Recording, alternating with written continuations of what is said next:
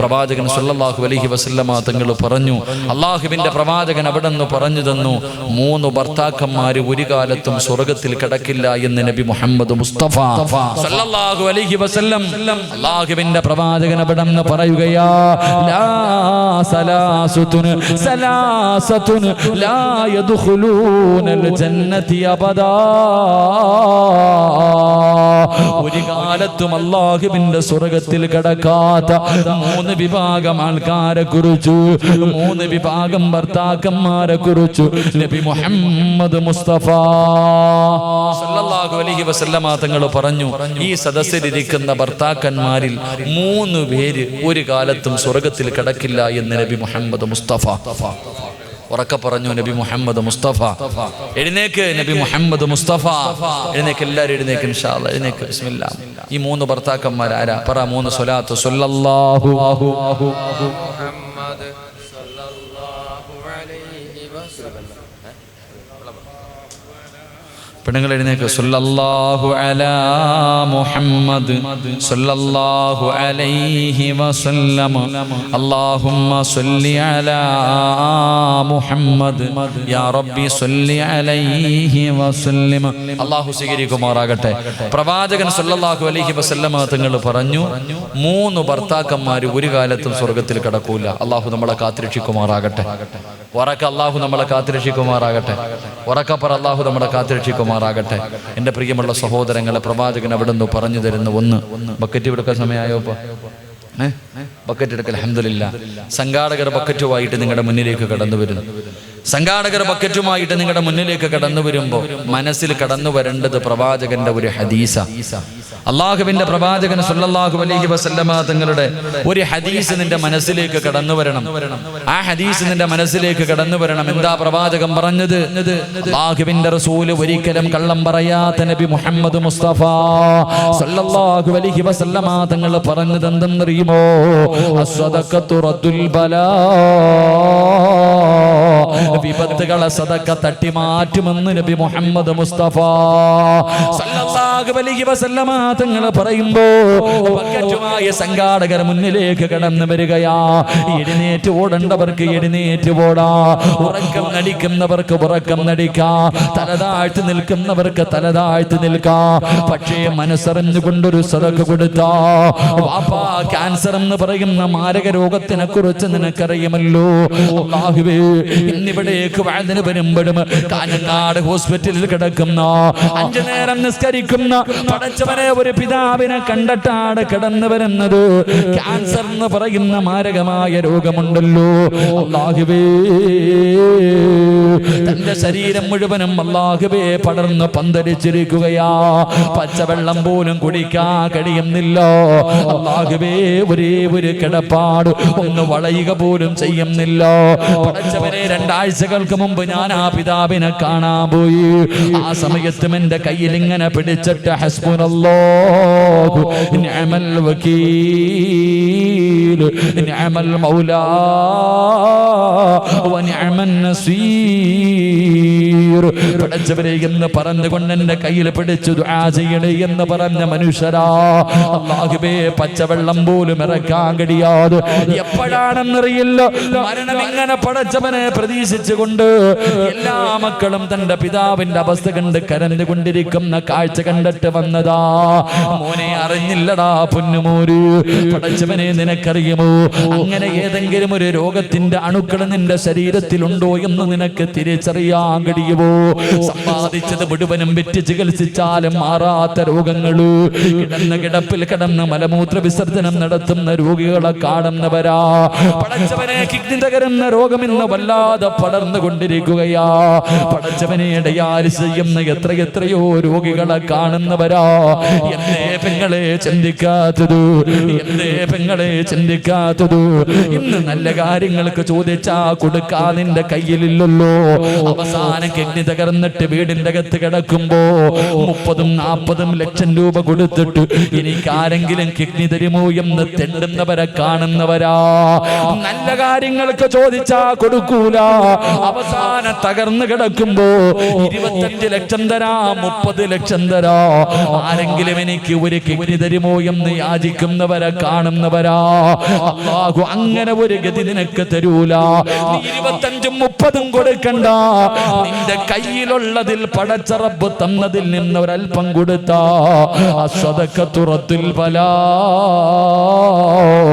അങ്ങനെ ഒരു ഗതി അല്ലാഹു നിനക്ക് തരില്ലെന്ന് നബി മുഹമ്മദ് മുസ്തഫ സല്ലല്ലാഹു അലൈഹി വസല്ലമ തങ്ങൾ പറയുമ്പോ കരുണക്കടലായ അല്ലാഹ് പാവപ്പെട്ടവരെ സഹായിക്കുന്നവരാ തമ്പുരാനു.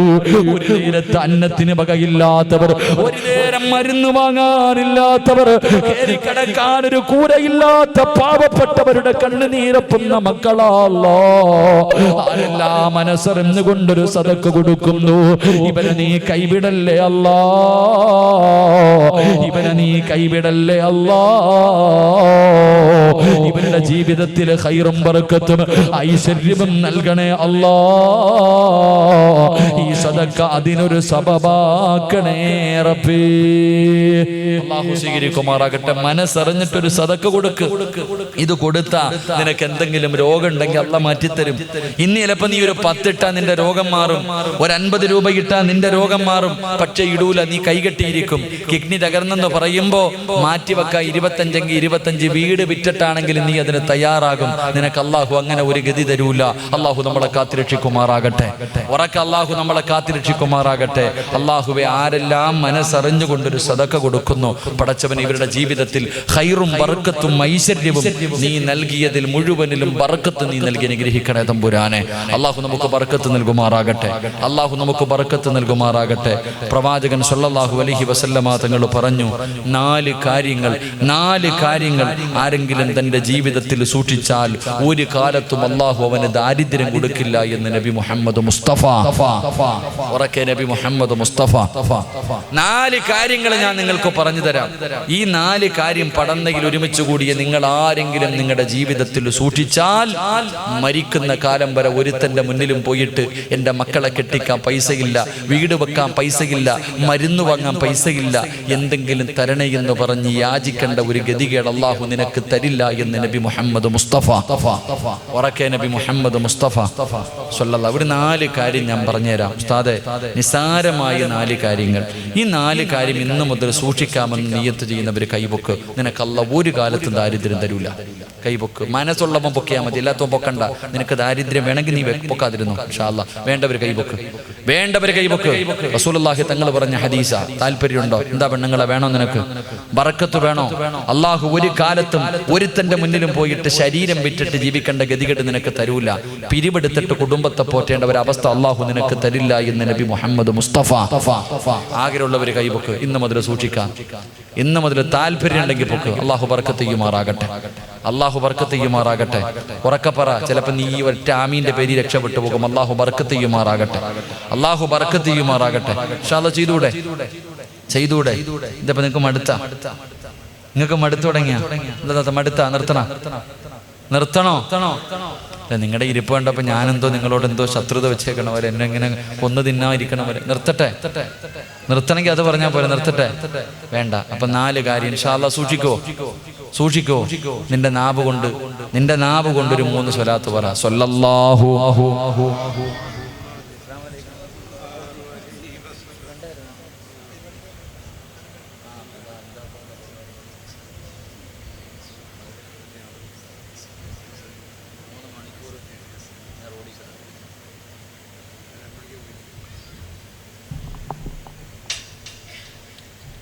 അല്ലാഹു ബർക്കത്ത് ചെയ്യുമാറാകട്ടെ. 1 ഇൻഷാ അല്ലാഹ് ചെയ്യൂലേ? പറമനുഷ്യന്മാരെ ചെയ്യൂലേ? 1 എൻ്റെ പ്രിയപ്പെട്ട സഹോദരങ്ങളെ, ആരെങ്കിലും സുബഹിക്ക് ബാങ്ക് വിളിക്കുന്നതിന് മുമ്പേ എഴുന്നേറ്റാൽ അല്ലാഹു ഒരു കാലത്തും അവന് ദാരിദ്ര്യം കൊടുക്കില്ല എന്ന് നബി മുഹമ്മദ് മുസ്തഫ. 1 സുബഹിക്ക് തന്നെ എഴുന്നേക്കണില്ല ഉസ്താദെ, പിന്നല്ലേ സുബഹിക്ക് മുമ്പ്. സുബഹിക്ക് എഴുന്നേൽക്കുന്നവനല്ലേ ഇതൊക്കെ. ആരെങ്കിലും സുബഹിക്ക് അസ്സലാത്തു ഖൈറും മിനൻ നൗം, അള്ളാന്റെ പള്ളിയിൽ നിന്ന് സുബഹി ബാങ്ക് വിളിക്കുന്നതിന് മുമ്പ് ഏതെങ്കിലും ഒരു മനുഷ്യൻ നിത്യമായി എഴുന്നേൽക്കുന്നുണ്ടെങ്കിൽ അള്ളാഹു ഒരു കാലത്തും നിനക്ക് ദാരിദ്ര്യം തരില്ല എന്ന് നബി മുഹമ്മദ് മുസ്തഫ. ഉറക്കെ പറഞ്ഞു നബി മുഹമ്മദ് മുസ്തഫ. ഒക്കെ പറ നബി മുഹമ്മദ് മുസ്തഫ. ഇല്ലെങ്കിൽ ഇവിടെ ഇരുന്ന് അള്ളാന്റെ ശാപം വാങ്ങി നീ നശിച്ചു പോകും. അള്ളാഹു കാത്തുരക്ഷിക്കുമാറാകട്ടെ. ഒരു മനുഷ്യന്റെ മുന്നിൽ പ്രവാചകന്റെ പേര് പറഞ്ഞിട്ട് സലാത്ത് പറഞ്ഞില്ലെങ്കിൽ അവന് ശാപം കിട്ടുമെന്ന് നബി മുഹമ്മദ് മുസ്തഫ സല്ലല്ലാഹു അലൈഹി വസല്ലം. അപ്പോ സുബഹിക്ക് മുമ്പേ എഴുന്നേക്കണം. എഴുന്നേറ്റ എന്താ? തഹജ്ജുദ് നിസ്കരിക്കാം. തഹജ്ജുദ് നിസ്കരിക്കാം. അൽഹംദുലില്ലാഹ്. സുബഹിക്ക് മുമ്പേ എഴുന്നേക്കുക. രണ്ട് ബാങ്ക് വിളിക്കുന്നതിന് മുമ്പേ, വഖ്ത് എത്തുന്നതിന് മുമ്പേ വുദുവെടുക്കുക. ബാങ്ക് വിളിക്കുന്നതിന് മുമ്പേ വുദുവെടുക്കുക എന്ന് പറഞ്ഞാൽ സുബഹിക്ക് മുമ്പേ എഴുന്നേറ്റു, ബാങ്ക് വിളിക്കുന്നതിന് മുമ്പ് വുദുവെടുത്തു. ആരെങ്കിലും വഖ്ത് എത്തുന്നതിന് മുമ്പ് നിത്യമായിട്ട് വുദുവെടുക്കുന്നവനുണ്ടെങ്കിൽ അള്ളാഹു അവന് ദാരിദ്ര്യം കൊടുക്കില്ല എന്ന് നബി മുഹമ്മദ് മുസ്തഫ. 2, 3 എന്റെ പ്രിയപ്പെട്ടവരെ, സുബഹിക്ക് മുമ്പേ എഴുന്നേറ്റു, ഒളുവെടുത്തു, ബാങ്ക് വിളിക്കുന്നതിന് മുമ്പേ ഒളുവെടുത്തു. എന്നിട്ട് ബാങ്ക് വിളിക്കുന്നതിന് മുമ്പ് പള്ളിക്കകത്ത് കയറിയാൽ, ബാങ്ക് വിളിക്കുന്നതിന് മുമ്പ് നിസ്കാര പായിൽ കയറിയിരുന്ന അള്ളാഹു ഒരു കാലത്തും നിനക്ക് ദാരിദ്ര്യം തരില്ല എന്ന് നബി മുഹമ്മദ് മുസ്തഫ സല്ലല്ലാഹു അലൈഹി വസല്ലം. 3-ാമത്തെ കാര്യം, ഒളുവെടുത്തിട്ട് ബാങ്ക് വിളിക്കുന്നതിന് മുമ്പേ പള്ളിക്കകത്ത് കയറണം. കയറൂലല്ലോ, ഇക്കാമത്ത് കൊടുത്താൽ കയറൂലല്ലോ. പള്ളിക്കകത്ത് ഇക്കാമത്ത് കൊടുത്ത് ഇമാമ് കൈകെട്ടിയാലും പുറത്തുനിന്ന് ചർച്ചയാ. അങ്ങനത്തെ കാലഘട്ടമാണ്. പെങ്ങളെ, ബാങ്ക് വിളിക്കുന്നതിന് മുമ്പേ, സുബഹിക്ക് മുമ്പേ എഴുന്നേറ്റു, ഒളുവെടുത്തു, ബാങ്ക് വിളിക്കുന്നതിന് മുമ്പേ നീ മുസല്ലയിൽ കയറിയിരിക്കുക. അള്ളാഹു നിനക്ക് ദാരിദ്ര്യം തരില്ല എന്ന് നബി മുഹമ്മദ് മുസ്തഫ. 4-ാമത്തെ കാര്യം, വിത്ർ നമസ്കാരം കഴിഞ്ഞാൽ പിന്നെ ആവശ്യമില്ലാത്ത കാര്യങ്ങൾ സംസാരിക്കാതിരിക്കുക. വിത്തർ നമസ്കാരത്തിന് ശേഷം പിന്നെ ആവശ്യമില്ലാത്ത സംസാരങ്ങൾ ഒഴിവാക്കിയാൽ അള്ളാഹു നിനക്ക് ദാരിദ്ര്യം തരില്ല എന്ന് നബി മുഹമ്മദ് മുസ്തഫ. അതെങ്ങനെ? ഇശാ നമസ്കാരം കഴിഞ്ഞിട്ടല്ലേ പച്ചയിറച്ചി റോഡിൽ നിന്നിട്ട്, പള്ളിയുടെ മുന്നിൽ നിന്നിട്ട്, എടാ വീട്ടിൽ പോകുന്നതിന് മുമ്പേ അന്ന് കിട്ടിയ ചെയ്ത അമല് മുഴുവനും നാട്ടുകാർക്ക് കൊടുത്തിട്ടേ പോകത്തുള്ളൂ. അപ്പോഴല്ലേ വീടിൻ്റെ അകത്ത് കയറി ഭക്ഷണം കഴിച്ച് കയറി ഇരുന്നിട്ട് ടവർ കത്തിക്കുന്നത് മൊബൈലിലൂടെ. അള്ളാഹു അല്ലേ, അപ്പോഴല്ലേ കാമുകനെ വിളിക്കുന്ന സമയം, അപ്പോഴല്ലേ. അള്ളാഹു കാത്തുരക്ഷിക്കുമാറാകട്ടെ. എനിക്ക് ദാരിദ്ര്യം വരും പെങ്ങളെ. റസൂലുള്ളാഹി തങ്ങൾ പറഞ്ഞു, വിത്ർ നമസ്കാരം കഴിഞ്ഞാൽ ആവശ്യമില്ലാത്ത കാര്യങ്ങൾ ഒഴിവാക്കുക, ആവശ്യമില്ലാത്ത സംസാരങ്ങൾ ഒഴിവാക്കുക. അള്ളാഹു നിനക്ക് ബർക്കത്ത് നൽകുമെന്ന് നബി മുഹമ്മദ് മുസ്തഫ സല്ലല്ലാഹു അലൈഹി വസല്ലം. അൽഹംദുലില്ലാഹ്. അള്ളാഹു ജീവിതത്തിൽ സൂക്ഷിക്കാൻ ഭാഗ്യം തരുമാറാകട്ടെ. അള്ളാഹു ജീവിതത്തിൽ സൂക്ഷിക്കാൻ ഭാഗ്യം തരുമാറാകട്ടെ. അതുകൊണ്ട് എൻ്റെ പ്രിയമുള്ള സഹോദരങ്ങളോട്, സഹോദരിമാരോട്, പ്രവാചകൻ സല്ലല്ലാഹു അലൈഹി വസല്ലമ തങ്ങൾ അവിടെ നിന്ന് പറഞ്ഞു തരികയാ, എന്റെ പ്രിയപ്പെട്ട പെങ്ങള്, നിനക്ക് ഞാൻ 2 പെണ്ണുങ്ങളെ പറഞ്ഞു തരാ. 2 പെണ്ണുങ്ങളെ പഠിക്കാറ് സീരിയൽ നടിമാരെ പോലെയല്ല, നിന്റെ ജീവിതത്തിൽ മാറ്റമുണ്ടാക്കാൻ കഴിയുന്ന 2 പെണ്ണുങ്ങളെ ഞാൻ നിനക്ക് പറഞ്ഞു തരാ. നീ എങ്ങനെയാകണേ പൊന്നുമോള്, നീ എങ്ങനെയാകണേ പൊന്നുമോള്. അല്ലാഹുവിന്റെ പ്രവാചകൻ അവിടെ നിന്ന് പറഞ്ഞു തരികയാ. ഒന്നാമതായിട്ട് അല്ലാഹുവിന്റെ പ്രവാചകന് പടന്നയിലെ പെണ്ണുങ്ങൾക്ക് കണ്ടുപഠിക്കാൻ ഒരു പെണ്ണിനെ പറഞ്ഞു തരുന്നു. നിന്നെ കൊണ്ട് കഴിയുമോ പൊന്നുമോള്? ആകാശദൂത കണ്ടാ കരയുമെന്നെല്ലാവർക്കും അറിയാം. കരയാതെ ഏതെങ്കിലും ഒരു മനുഷ്യനാ സിനിമ കണ്ടു തീർത്താൽ അവന് സമ്മാനം കൊടുക്കുമെന്ന് പറയുന്ന ഒരു കാലമുണ്ടായിരുന്നു. എന്റെ പ്രിയപ്പെട്ട പെങ്ങന്മാര്, ഞാൻ പറയുന്ന ഈ പെണ്ണിന്റെ ചരിത്രം നിന്റെ കണ്ണ് നിറയാതെ നിനക്കൊന്ന് വായിക്കാൻ കഴിയുമോ? ഒരു ഭാര്യ ഞാൻ നിനക്ക് പറഞ്ഞു തരാ. ആ ഭാര്യയുടെ ചരിത്രം പടന്നയിലെ ഏതെങ്കിലും ഒരു പെണ്ണിന് കണ്ണ് നിറയാതെ, മനസ്സ് വേദനിക്കാതെ ആ പെണ്ണിന്റെ ചരിത്രം ഒന്ന് വായിച്ചു തീർക്കാൻ കഴിയുമോ? ഏത് പെണ്ണെന്നറിയുമോ? ഭർത്താവിനെ വല്ലാതെ സ്നേഹിച്ച പെണ്ണാ, ഭർത്താവിനെ വല്ലാതെ ഖിദ്മത്ത് ചെയ്ത പെണ്ണാ. എന്ന് ഭർത്താവ് രോഗിയായി ഭാര്യയായി കഴിഞ്ഞ ഭർത്താവിനെ കളഞ്ഞിട്ട് കണ്ടവന്റെ കണ്ടവന്റെ കൂടെ നാട് കിടക്കുന്ന പെണ്ണുങ്ങളുടെ കാലവാ. ഭർത്താവിനെ തിരിഞ്ഞു നോക്കാത്ത പെണ്ണുങ്ങളുടെ കാലവാ. ഭർത്താവിനെ കുത്തുവാക്കും പരിഹാസവും പറയുന്ന പെണ്ണുങ്ങളുടെ കാലവാ. എന്റെ പ്രിയപ്പെട്ട പെങ്ങള്, നീ വായിച്ചു നോക്കണ്ട ചരിത്രം ആരുടെ ചരിത്രമെന്നറിയോ? മഹ്ദി റഹ്മത്ത് ബീബി റളിയല്ലാഹു തആല അൻഹാ. റഹ്മത്ത് ബീബി എന്ന് പറയുന്ന ഒരു പെണ്ണുണ്ട്. അല്ലാഹുവേ, ആരുടെ ഭാര്യയാണെന്നറിയുമോ? മഹാനായ അയ്യൂബ് നബി അലൈഹിസ്സലാം. അയ്യൂബ് നബി അലൈഹിസ്സലാമിന്റെ പ്രിയപ്പെട്ട ഭാര്യയായ റഹ്മത്ത് ബീബി റളിയല്ലാഹു തആല അൻഹയുടെ ചരിത്രമൊന്ന് വായിച്ചു നോക്കണം പെങ്ങള്. പടച്ചവരെ, ആ റഹ്മത്ത് ബീബി ആരെന്നറിയുമോ? അല്ലാഹു സുബ്ഹാനഹു വ തആല അയ്യൂബ് നബി അലൈഹിസ്സലാമിന് അല്ലാഹു ഒരു പരീക്ഷണം കൊടുത്തു. ലോകത്ത് ഒരു മനുഷ്യനും കൊടുക്കാത്ത ഒരു രോഗമാണ് അല്ലാഹു കൊടുത്തത്. റബ്ബേ, ശരീരം മുഴുവനും ഇങ്ങനെ പൊട്ടി ഒലിക്കുകയാണ്. വല്ലാത്ത ദുർഗന്ധമാണ്. പടച്ചവനെ, അവസാനം ജനങ്ങൾ രോഗം പടരുമെന്ന് പറഞ്ഞിട്ട് അയ്യൂബ് നബി ആട്ടി ഓടിക്കുകയാ. 81 വർഷക്കാലം ജനിച്ചു വളർന്ന നാട്ടിൽ നിന്ന് നാട്ടുകാരും കുടുംബക്കാരും ഒരു ജനത മുഴുവനും അയ്യൂബ് നബി ആട്ടി ഇറക്കുമ്പോ നടക്കാൻ കഴിയാതെ വേച്ച് വേച്ച് നടന്നു പോകുന്ന അയ്യൂബ് നബി അലൈഹിസ്സലാം ഓടി വന്ന് കയ്യിൽ പിടിച്ചിട്ട് റഹ്മത്തെന്ന് പറയുന്ന ഭാര്യ അവിടെന്ന് പറഞ്ഞു, നബിയേ, അവസാനം വരെ ഞാൻ കൂടെയുണ്ട് നബിയേ.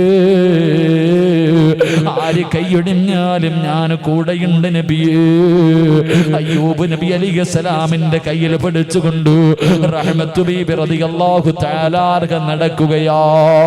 പെങ്ങളെ, ഒരാളും അയ്യൂബ് നബിയുടെ അടുത്ത് വരുന്നില്ല.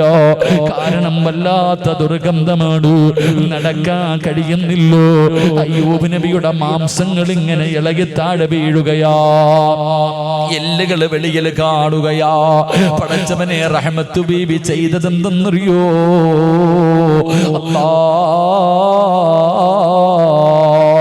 അയ്യൂബ് നബി അലൈഹിസ്സലാമിന്റെ മാംസങ്ങൾ ഇങ്ങനെ താഴെ വീഴുന്നത് കണ്ടപ്പോ അടുത്തു ചെന്നിട്ട് സഹിക്കാൻ കഴിയാതെ അവിടെന്ന് പറഞ്ഞു, നബിയേ,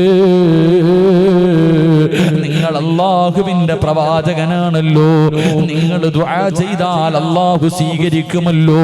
അല്ലാഹുവേ, എന്റെ രോഗമൊന്ന് ശിഫയാക്കി താ അല്ലാഹ്. ഇന്ന് ദുആ ചെയ്താ അല്ലാഹു നിങ്ങളുടെ രോഗം മാറ്റിത്തരുമല്ലോ. നിങ്ങൾ എന്തേ ദുആ ചെയ്യാത്തത്? അതാ പറയുന്ന പെണ്ണേ, റഹ്മത്ത്, എനിക്ക് അല്ലാഹുവോട് പരാതി പറയാ മടിയാ. എനിക്ക് അല്ലാഹുവോട് പരാതി പറയാ മടിയാ. ഞാൻ ഒരിക്കലും അല്ലാഹുവിനോട് ദുആ ചെയ്യില്ല. എന്നെ നോക്കി നോക്കി മടുത്തെങ്കിൽ നീ നിന്റെ വഴി നോക്കാ. റഹ്മത്ത് ബീവിയോട് പറഞ്ഞു കൊടുക്കുമ്പോ, പെങ്ങളെ, ഒരു ഉമ്മതന്റെ കുഞ്ഞിനെ ചുമക്കുന്നത് 9.5 മാസമാ. കൂടിപ്പോയാൽ 10 മാസമാണ്. എങ്കിൽ റഹ്മത്ത് ബീബി റളിയല്ലാഹു തആല അൻഹാ രോഗം പിടിച്ച് എല്ലും തോലുമായ അയ്യൂബ് നബിയെ ചുമന്നത് എത്ര കൊല്ലമാണെന്നറിയോ? അയ്യൂബ് നബിക്ക് നടക്കാൻ കഴിയില്ല. അയ്യൂബ് നബിയെ ചുമന്നുകൊണ്ട് നടക്കുകയാണ്. കൊച്ചു കുഞ്ഞുങ്ങളെ ചുമന്നുകൊണ്ട് നടക്കുന്നത് പോലെ റഹ്മത്ത് ബീബി എന്ന് പറയുന്ന തന്റെ പ്രിയപ്പെട്ട സ്വാലിഹത്തായ ഭാര്യയുണ്ടല്ലോ, 18 കൊല്ലം ചുമന്നു. കളഞ്ഞിട്ട് പോയില്ല, മറന്നിട്ട് പോയില്ല. 18 വർഷക്കാലം അയ്യൂബ് നബിയെ ചുമന്നു എന്ന് ചരിത്രം പഠിപ്പിക്കുമ്പോ പടന്നയിലെ ഉമ്മമാര് ഭർത്താവിനെ സ്നേഹിക്കാൻ പഠിക്കു പെങ്ങള്. റഹ്മത്ത് ബീബിയുടെ ചരിത്രം നിനക്കൊരു പാഠമാകട്ടെ. രണ്ടാമതൊരു പെണ്ണിനെ പറയുന്നുണ്ട്. അല്ലാഹ് ഏത് പെണ്ണെന്നറിയോ? റസൂലുള്ളാഹിന് 11 ഭാര്യമാരുണ്ടായിരുന്നു. പക്ഷേ 63-ാമത്തെ വയസ്സിൽ വഫാത്താകുന്നത് വരെ ഒരു ഭാര്യയുടെ പേര് പറഞ്ഞ റസൂലുള്ള കരയുമായിരുന്നു. പെങ്ങള് ഏത് ഭാര്യയുടെ പേരെന്നറിയോ? മഹ്ദി ഖദീജ. ഖദീജ ബീബി റളിയല്ലാഹു തആല അൻഹയുടെ പേര് പറഞ്ഞോ പ്രവാചകന്റെ കണ്ണിങ്ങനെ നിറഞ്ഞു ഒഴുകുമായിരുന്നു. കാരണം വല്ലാത്ത സ്നേഹമായിരുന്നു. എന്തു പറഞ്ഞാലും ഖദീജ, എന്തു പറഞ്ഞാലും ഖദീജ തന്റെ മറ്റുള്ള ഭാര്യമാരോട് പറയുമായിരുന്നു, എന്റെ ഖദീജയെ പോലെയാകണം. എന്റെ ഖദീജ എങ്ങനെയായിരുന്നു? എപ്പോഴും ഖദീജാനെ കുറിച്ച് പറയുന്നത് കേട്ടപ്പോ മഹ്ദി ആയിഷ ബീബി റളിയല്ലാഹു തആല അൻഹയ്ക്ക് അവിടുന്ന് സഹിക്കാൻ കഴിഞ്ഞില്ല. അവിടുന്ന് ചോദിച്ചു, നബിയേ, ഈ കിളവിയോട് ഇത്ര സ്നേഹം എന്തേ നബിയേ? തന്റെ ഭാര്യ കിളവി എന്ന് വിളിച്ചപ്പോ റസൂലുള്ളാഹിന്റെ കണ്ണ് നിറയുകയാ, പ്രവാചകൻ ഇരുന്ന് കരയുകയാ. അത്രയ്ക്കും സ്നേഹമായിരുന്നു ഉമ്മ. അതിന്റെ കാരണം എന്തെന്നറിയുവോ? അതിന്റെ കാരണം എന്തെന്നറിയുവോ? അല്ലാഹുവിന്റെ പ്രവാചകനെ നാട് കടത്തുമ്പോ, ഊര് വിലക്കുമ്പോ ഖുറൈശികൾ അല്ലാഹുവിന്റെ റസൂലിലേക്ക് തന്റെ കുടുംബത്തെയും മാട്ടിയിറക്കുമ്പോ ആരും സഹകരിക്കാനോ സഹായിക്കാനോ പാടില്ല എന്ന് ഖുറൈശികൾ അവിടെ നിന്ന് പ്രഖ്യാപിക്കുമ്പോ അല്ലാഹുവിന്റെ റസൂൽ വീടിന്റെ വെളിയിൽ ഇറങ്ങിയിട്ട് അവിടെ നിന്ന് പറഞ്ഞു, ഖദീജ, മക്കളെയും കൂട്ടി നീ നിന്റെ വീട്ടിലേക്ക് പോ ഖദീജ. അല്ലാഹുവിന്റെ റസൂല് പറഞ്ഞു, നീ നിന്റെ വീട്ടിലേക്ക് പോകാൻ. അതിന്റെ കാരണം എന്തെന്നറിയുവോ? ഖദീജ കോടീശ്വരിയായിരുന്നു. പട്ടിണി കിടന്നിട്ടില്ല, ദുരിതം അനുഭവിച്ചിട്ടില്ല. ദുഃഖവും ദുരിതവും എന്താണെന്നറിയില്ല. അതുകൊണ്ട് നീ കുറച്ചു നാള് നിന്റെ മക്കളെയും കൊണ്ട് നിന്റെ വീട്ടിലേക്ക് പോയി നിൽക്കാൻ അല്ലാഹുവിന്റെ റസൂല് പറയുമ്പോ ഖദീജ എന്ന ഭാര്യ പറഞ്ഞതെന്തെന്നറിയോ? യാ റസൂലല്ലാഹ്, എന്നെ ഒഴിവാക്കല്ലേ നബിയേ, അങ്ങയുടെ ചാരത്ത് നിന്ന് പറഞ്ഞു വിടല്ലേ നബിയേ. മരിക്കാനാണെങ്കിലും ഞാൻ കൂടെയുണ്ട് നബിയേ, പട്ടിണിയാണെങ്കിലും ഞാൻ കൂടെയുണ്ട് നബിയേ. മരണസമയം വരെ, എന്റെ അവസാന നിമിഷം വരെ എനിക്ക് അങ്ങയുടെ കൂടെ നടക്കണം യാ റസൂലല്ലാഹ് എന്ന് പറഞ്ഞുകൊണ്ട് ശൈബ് അബീ താലിബിന്റെ മലഞ്ചെരുവില് ചെന്നിട്ട് പച്ചില പറിച്ചു തിന്ന പെണ്ണാണ് ഖദീജ. കീറിക്കടക്കാൻ കൂരയില്ലാതെ കിട്ടിയതിന്റെ അകത്ത് കിടന്ന് ജീവിച്ചവളാണ് ഖദീജ. മക്കളെ പോറ്റിയവളാണ് ഖദീജ. ഉള്ളത് കൊണ്ട് തൃപ്തിപ്പെടാൻ പഠിച്ചവളാണ് ഖദീജ. എന്റെ പ്രിയപ്പെട്ട പെങ്ങന്മാര്, നീ റോൾ മോഡലാക്കേണ്ടത് ഖദീജ ബീവിയോ? ആ ഖദീജ ബീവിയുടെ ചരിത്രം വായിച്ചു നോക്കണം പെങ്ങള്. കൊതി തോന്നും മോള്, കൊതി തോന്നും മോള്. അതുകൊണ്ട് പടന്നയിലുള്ള ഭാര്യ ഭർത്താക്കന്മാരോട് നിങ്ങൾ എങ്ങനെയാകണമെന്ന് പറഞ്ഞിട്ട് ദുആ ചെയ്ത് പിരിയാ പോവുകയോ? നിങ്ങൾ എങ്ങനെയാണ് ജീവിക്കേണ്ടതെന്നറിയോ? മഹാനായ നബി മുഹമ്മദ് മുസ്തഫ സല്ലല്ലാഹു അലൈഹി വസല്ലമ തങ്ങളുടെ മുന്നിലേക്ക് മുഖറബുൽ അംലാക്ക് മലക്ക് ജിബ്രീൽ അലൈഹിസ്സലാം ഇറങ്ങി വന്നിട്ട് അവിടുന്ന് ചോദിക്കുന്നു, നബിയേ, ഖദീജ ബീവി എവിടെ നബിയേ? ഖദീജ ബീവി എവിടെ നബിയേ? എന്തേ ജിബ്രീൽ എന്റെ ഖദീജാനെ തിരയുന്നതെന്താണ് യാ റസൂലല്ലാഹ്? ഖദീജ വരുമ്പോ ഒരു സന്തോഷ വാർത്ത പറയണം നബിയേ. എന്താണ് സന്തോഷ വാർത്തയെന്നറിയുമോ? യാ റസൂലല്ലാഹ്, ഖദീജയ്ക്ക് സ്വർഗ്ഗത്തിലൊരു മുത്തിന്റെ കൊട്ടാരമുണ്ട് നബിയേ. ഖദീജ ബീവി റളിയല്ലാഹു തആല അൻഹയ്ക്ക് സ്വർഗ്ഗത്തിൽ ആരും ശല്യം ചെയ്യാത്ത ഒരു ഭാഗത്ത് ഒരു മുത്തിന്റെ കൊട്ടാരം അല്ലാഹു കൊടുത്തിട്ടുണ്ട്. എന്തിനാണെന്നറിയുമോ? പടന്നയിലെ ഉമ്മമാരെ, ഖദീജ ബീവിക്ക് സ്വർഗ്ഗത്തിൽ ഒരു മുത്തിന്റെ കൊട്ടാരം കിട്ടാറുള്ള കാരണം എന്തെന്നറിയുമോ? അല്ലാഹ് 25 കൊല്ലം അല്ലാഹുവിന്റെ റസൂലിന്റെ ഭാര്യയായി ജീവിച്ചു. 25 വർഷം അള്ളാന്റെ റസൂല് വിവാഹം കഴിച്ചത് 25ാമത്തെ വയസ്സില്. തന്റെ ഭാര്യയുടെ വയസ്സ് 40 വയസ്സായിരുന്നു. 40 വയസ്സുള്ള ഖദീജ ബീവിയാണ് 25കാരനായി നബി മുഹമ്മദ് മുസ്തഫ സല്ലല്ലാഹു അലൈഹി വസല്ലമ തങ്ങളെ വിവാഹം കഴിച്ചത്. അവര് രണ്ടുപേരും ഒരുമിച്ച് ജീവിച്ചത് 25 കൊല്ലമാണ്. എന്തിനാ അല്ലാഹ് സ്വർഗ്ഗത്തിൽ ഒരു കൊട്ടാരം കൊടുത്തതെന്നറിയുമോ? അതും വെറും കൊട്ടാരമല്ല, സ്വർഗ്ഗത്തിന്റെ ഒരു ഭാഗത്ത് അല്ലാഹുവേ ഒരു മുത്തുകൊണ്ടുണ്ടാക്കിയ ഒരു കൊട്ടാരം അല്ലാഹു കൊടുത്തു. എന്തിനാ? പടന്നയിലെ പെങ്ങളെ, ഭർത്താവിന്റെ മുന്നിൽ ശബ്ദമുയർത്താത്തതിനാ.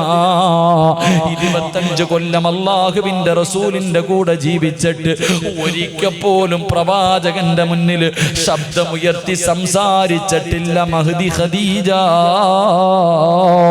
അതിന് അല്ലാഹു കൊടുത്ത പ്രതിഫലമാണെന്ന് നബി മുഹമ്മദ് മുസ്തഫ സല്ലല്ലാഹു അലൈഹി വസല്ലമ തങ്ങൾ പറഞ്ഞു തരുമ്പോ, എന്റെ പ്രിയപ്പെട്ടവരെ,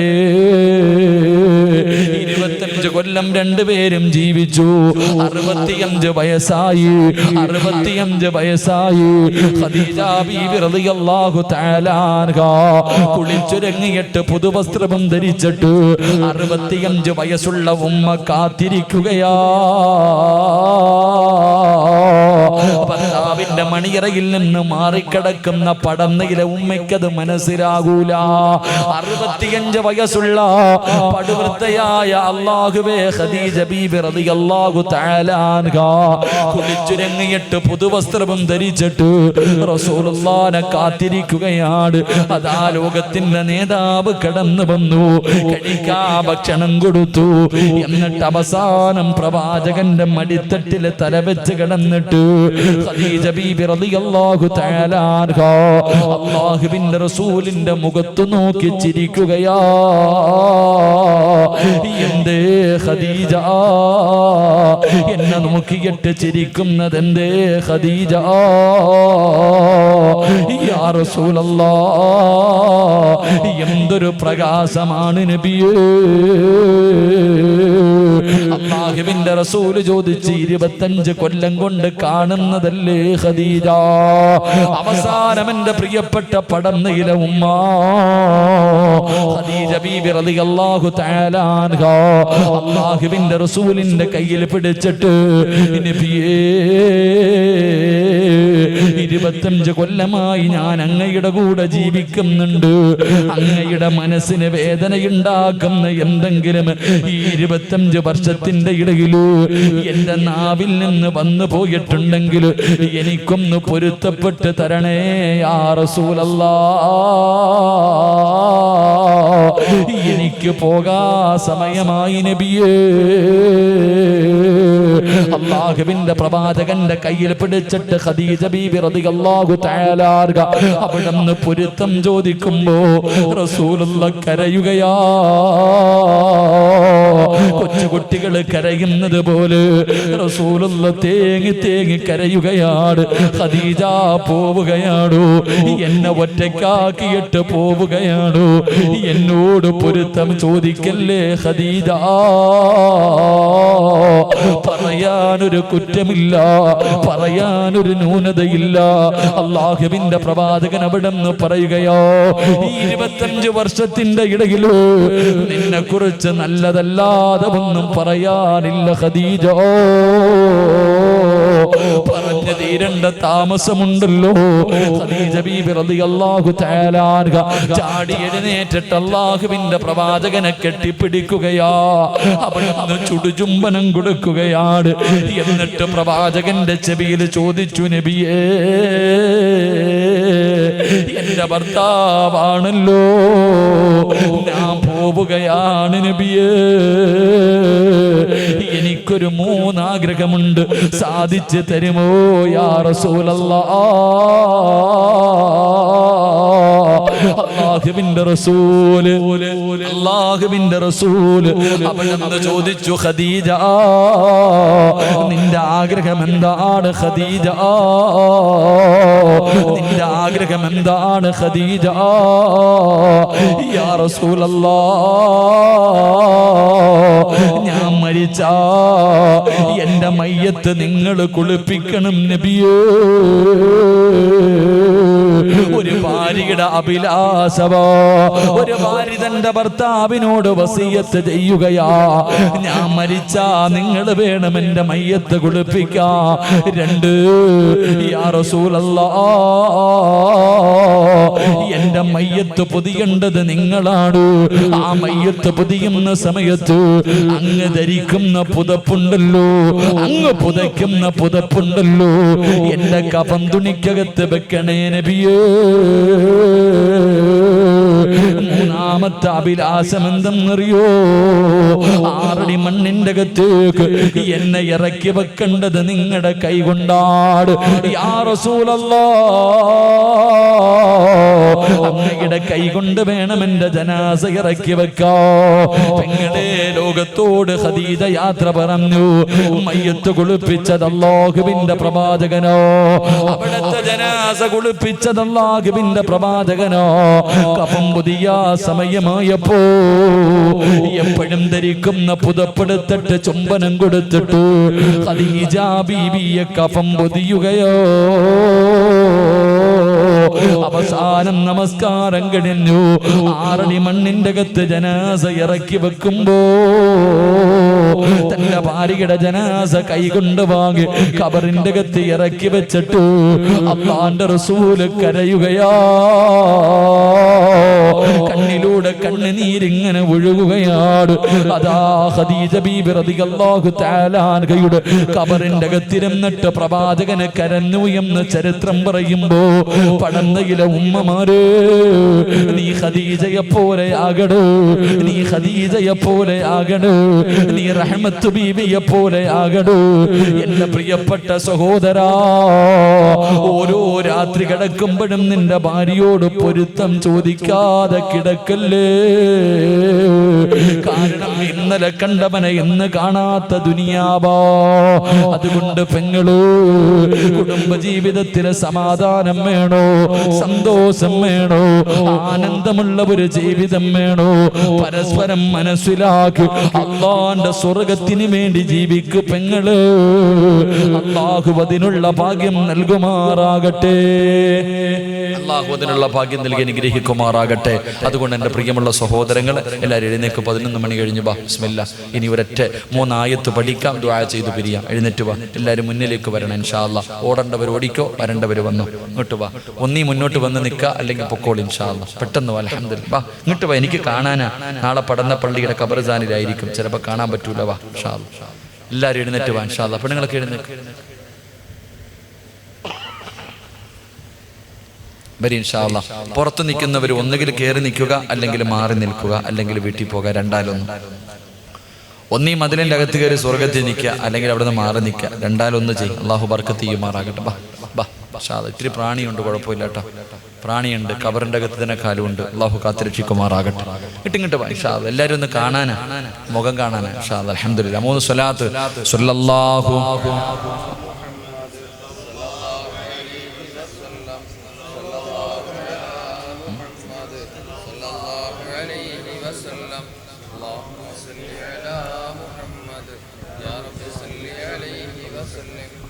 അൽഹംദുലില്ലാ. അല്ലാഹു സ്വീകരിക്കുമാറാകട്ടെ. അങ്ങോട്ട് അൽഹംദുലില്ലാ. അതുകൊണ്ട് എൻ്റെ പ്രിയപ്പെട്ട സഹോദരങ്ങളോട് പറയുന്നു, ഓരോ രാത്രി കിടക്കുമ്പോഴും നീ നിന്റെ ഭാര്യയോട് പൊരുത്തം ചോദിക്കണം. പെങ്ങളെ, ഓരോ രാത്രി നീ നിന്റെ ഭർത്താവിനോട് പൊരുത്തം ചോദിക്കണേ. നിങ്ങളുടെ മനസ്സിന് വേദന ഉണ്ടാക്കണേ, എന്തെങ്കിലും എൻ്റെ ഭാഗത്ത് നിന്ന് വന്നു പോയിട്ടുണ്ടെങ്കിൽ പൊരുത്തപ്പെടണേ എന്ന് ചോദിച്ചിട്ടേ നീ കിടക്കാവൂ. കാരണം രാവിലെ എഴുന്നേക്കുമെന്ന് ഉറപ്പില്ല. അള്ളാഹു നമ്മളെ കാത്തിരക്ഷിക്കുമാറാകട്ടെ. ഖദീജ ബീവി റളിയല്ലാഹു തആല അൻഹ അവിടുന്ന് പറഞ്ഞു, നബിയേ, 25 കൊല്ലം ജീവിച്ചിട്ട് ഒരിക്കൽ പോലും തൻ്റെ ഭർത്താവിൻ്റെ മുന്നിൽ ശബ്ദമുയർത്തി സംസാരിച്ചിട്ടില്ല ഖദീജ ബീവി. നീ ഒന്ന് ചിന്തിച്ചു നോക്കി, നിങ്ങളൊന്ന് ചിന്തിക്കുക.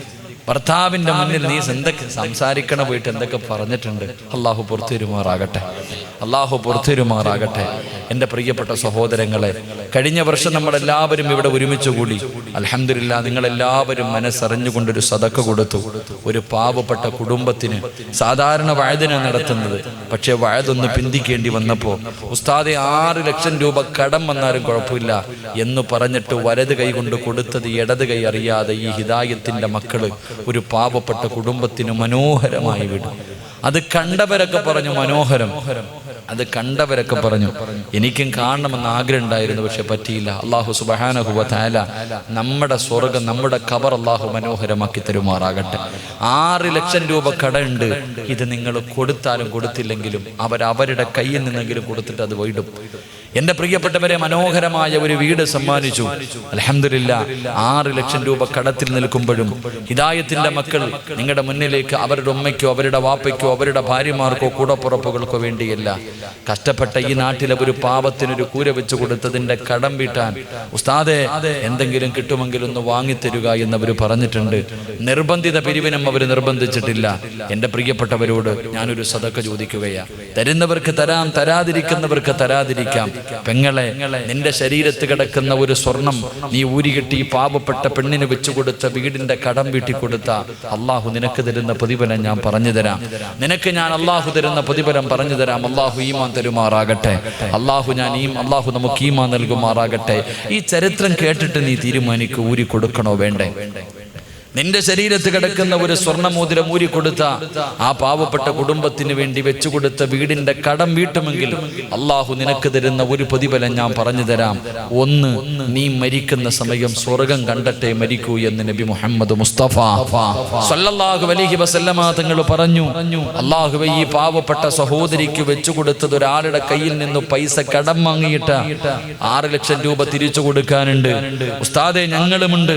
ഞങ്ങളുടെ കയ്യിൽ കിട്ടുന്ന സമയം ഇൻഷാ അല്ലാഹ് ഇത്തിരി താമസിച്ചാണെങ്കിലും ഞങ്ങളൊരു സദക്ക തരാമെന്ന് നിയ്യത്ത് ചെയ്യുന്ന നിങ്ങൾക്ക് അല്ലാഹു തരുന്ന പ്രതിഫലം, നിങ്ങളും മരിക്കുന്ന സമയം ഇതിന്റെ പ്രതിഫലം കണ്ടട്ടെ മരിക്കൂ എന്ന് നബി മുഹമ്മദ് മുസ്തഫ സല്ലല്ലാഹു അലൈഹി വസല്ലമ തങ്ങൾ പറയുമ്പോ, പടന്നയിലെ പെങ്ങന്മാരെ, പ്രായമുള്ള ഉമ്മമാരുടെ ശരീരത്ത് വരെ ഒരുപാട് സ്വർണമുണ്ട്. സ്വർണമിടാത്ത ഒരു പെണ്ണ് പോലുമില്ല. ശൈത്താനെ കയ്യിൽ പിടിച്ചിട്ട് പറയുകയാ, കൊടുക്കല്ലേ കൊടുക്കല്ലേ, എങ്കിൽ അല്ലാഹു തരുന്ന ഒരു പ്രതിഫലം ഞാൻ പറഞ്ഞു തരാം. അല്ലാഹു കൊടുത്ത ഒരു പ്രതിഫലം ഞാൻ പറഞ്ഞു തരാം. മഹാനായ നബി മുഹമ്മദ് മുസ്തഫ സല്ലല്ലാഹു അലൈഹി വസല്ലമ തങ്ങൾ അവിടുന്ന് പറഞ്ഞു തരുന്ന ഒന്നാമത്തെ പ്രതിഫലം, മരിക്കുന്ന സമയം നിനക്ക് സ്വർഗ്ഗം കണ്ടിട്ട് മരണവേദന അറിയാതെ മരിക്കാൻ കഴിയുമെന്ന് നബി മുഹമ്മദ് മുസ്തഫ. മരണത്തിന് വല്ലാത്ത വേദനയല്ലേ വാപ്പാ, മരണത്തിന് വല്ലാത്ത വേദനയല്ലേ പെങ്ങള്. വേദനയുണ്ടെന്ന് പറഞ്ഞത് അല്ലാഹു തന്നെയാ. കുല്ലു നഫ്സിൻ ദായിഖത്തുൽ മൗത്ത്, മരണത്തിന് വേദനയുണ്ടെന്ന് പറഞ്ഞത് അല്ലാഹുവാണ്. മഹാനായ അഷ്റഫുൽ ഖൽഖ് നബി മുഹമ്മദ് മുസ്തഫ സല്ലല്ലാഹു അലൈഹി വസല്ലമ തങ്ങള് വഫാത്താകുന്നതിന്റെ തലേ ദിവസം തന്റെ വീടിന്റെ അകത്തിരുന്ന അവസാനത്തെ ദീർഘവും സദക്ക കൊടുത്ത പ്രവാചകരാ. പടയെങ്കിൽ പോലും പടയമായിരുന്നു. 1 രൂപ പോലും തന്റെ കയ്യിലില്ലായിരുന്നു. വള്ളതമ സദക്ക കൊടുത്ത പ്രവാചകന് മരണസമയത്ത് കരഞ്ഞുകൊണ്ട് പറഞ്ഞു, അസ്റായിലേ, എന്നെ കൊണ്ട് താങ്ങാൻ കഴിയുന്നില്ല, ഒന്ന് പതുക്കെ പിടിക്കുമോ അസ്റായീൽ. മലമൂത്ര വിസർജനം നടത്തിയിട്ട് നിനക്ക് മരിക്കാൻ പറ്റുമോ? മൃഗങ്ങൾ കിടന്ന് വലിക്കുന്നത് പോലെ വലിച്ചു വലിച്ചു മരിക്കാൻ പറ്റുമോ? ഇല്ല പൊന്നുമോളെ. കാണാൻ വരുന്നവരുടെ മുഖത്ത് നോക്കി കാണുന്നവർ മുഴുവനും പേടിക്കുന്ന രീതിയിൽ കറുത്തിരുണ്ട് നിന്റെ മുഖമങ്ങ് മാറുന്നത് നീ ഇഷ്ടപ്പെടുന്നുണ്ടോ? പെങ്ങളെ, റസൂലുള്ള പറയുകയാ, മരിക്കുന്ന സമയത്ത് നീ കൊടുക്കുന്നതിന്റെ പ്രതിഫലം അല്ലാഹു നിനക്ക് കാണിച്ചു തരും. ആ സ്വർഗം കണ്ടട്ടെ മരിക്കൂ, ആ സ്വർഗം കണ്ടട്ടെ മരിക്കൂ. ഹിദായത്തിന്റെ മക്കളെ, നിങ്ങളെ നാട്ടുകാര് കളിയാക്കട്ടെ, എന്ത് അപവാദം പറയട്ടെ, തകരല്ലേടാ ചെറുപ്പക്കാരാ, തകരല്ലേടാ ചെറുപ്പക്കാരാ. ഈ ദാദാ പടന്നകിട പള്ളികട മിനാരത്തിൽ ഒരു ദിവസം നീ മരിച്ചുപോയെന്ന് വിളിച്ചു പറയും. പടന്നക്കാര് മുഴുവനും നിന്നെ കാണാൻ വരും.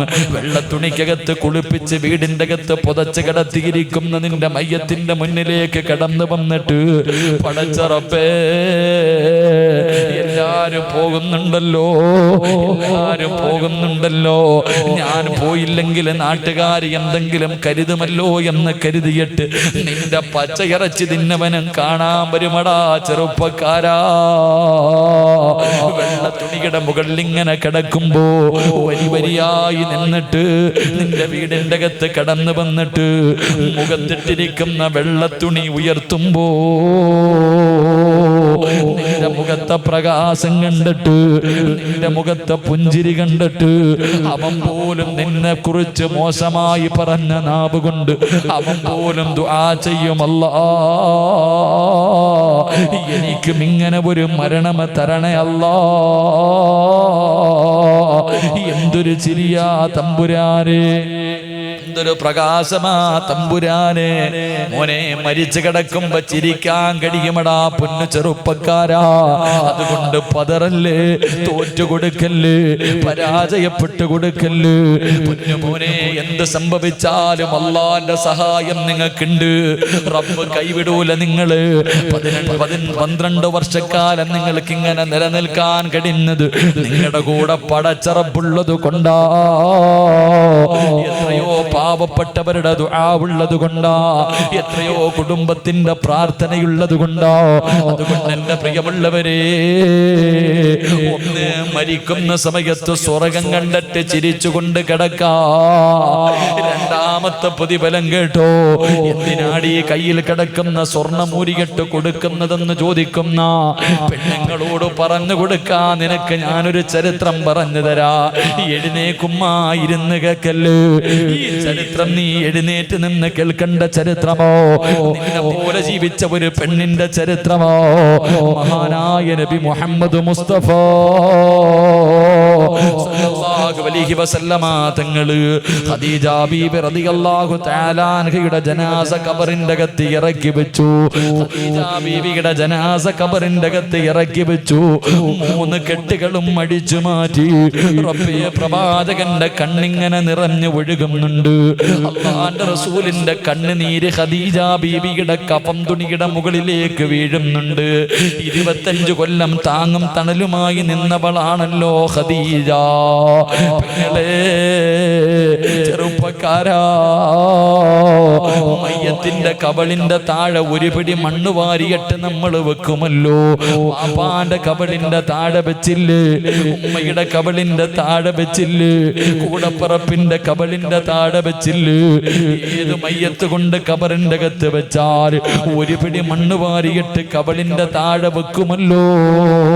മഹാനായ അഷ്റഫുൽ ഖൽഖ് നബി മുഹമ്മദ് മുസ്തഫ സല്ലല്ലാഹു അലൈഹി വസല്ലമ തങ്ങള് ഒരു പിടി മണ്ണ് വാരിയിട്ട് ഖദീജ ബീബി റളിയല്ലാഹു തആല അൻഹയുടെ കബളിന്റെ താഴെ ഇങ്ങനെ വെക്കുകയാണ്. എന്നിട്ട് തലയങ്ങ് തിരിക്കുമ്പോ സുബ്ഹാനല്ലാഹ്, കബളില് മണ്ണ് തൊടുന്നില്ല. ഖദീജ ബീവിയുടെ കബളിലെ മണ്ണ് തൊടുന്നില്ല. പ്രവാചകൻ രണ്ടാമതും വെച്ച് തൊടുന്നില്ല, മൂന്നാമതും വെച്ച് തൊടുന്നില്ല. കാരണം എന്തെന്നറിയാതെ പ്രവാചകൻ അത്ഭുതത്തോടെ നിൽക്കുമ്പോ അതാ വരുന്നു മുക്കല്ലബുൽ അംലാക്ക് മലക്ക് ജിബ്രീൽ. ജിബ്രീൽ അലൈഹിസ്സലാം പറന്നിറങ്ങുകയാണ്. യാ റസൂലല്ലാഹ്, മണ്ണ് തൊടൂല നബിയേ, ഖദീജാന മണ്ണ് തൊടൂല നബിയേ.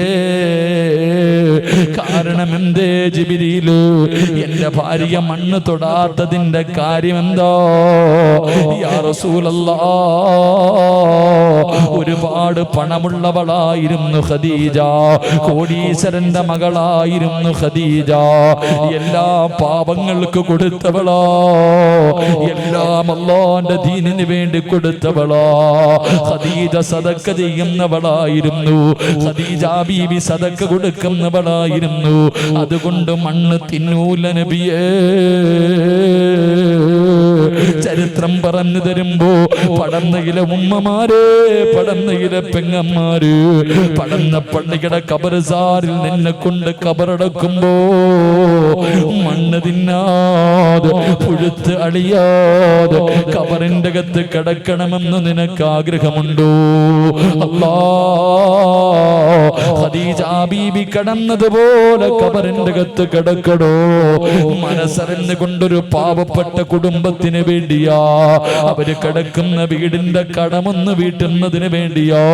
അല്ലാ, ആരോടും പറഞ്ഞു വെച്ചിട്ടില്ല തമ്പുരാര്. തരുമോ എന്നെനിക്കറിയില്ല റഹ്മാനെ, തരുമോ എന്നെനിക്കറിയില്ല റഹ്മാന്. പരിശുദ്ധമായ റബീഉൽ അവ്വൽ മാസമാണ്. ആരെല്ലാം മനസ്സറിഞ്ഞുകൊണ്ട് ഒരു സദക്ക കൊടുക്കുന്നു, മരിക്കുന്നതിന് മുമ്പ് ഒരു പ്രാവശ്യമെങ്കിലും ലോകത്തിന്റെ നേതാവിനെ ഒന്ന് സ്വപ്നം കാണാ ഭാഗ്യം കൊടുക്കണേ അല്ലാ, ഭാഗ്യം കൊടുക്കണേ അല്ലാ. അല്ലാഹു സ്വീകരിക്കുമാറാകട്ടെ എൻ്റെ പ്രിയപ്പെട്ടവർ. അതുകൊണ്ട് അൽഹംദുലില്ലാഹ് എല്ലാവരും മനസ്സറിഞ്ഞിട്ട് ഒന്നാമത്തെ പ്രതിഫലം മരിക്കുന്നതിന് മുമ്പ് ഒരിക്കലെങ്കിലും ലോകത്തിന്റെ നേതാവിനെ കാണണം. അല്ലാഹു ഭാഗ്യം തരുമാറാകട്ടെ.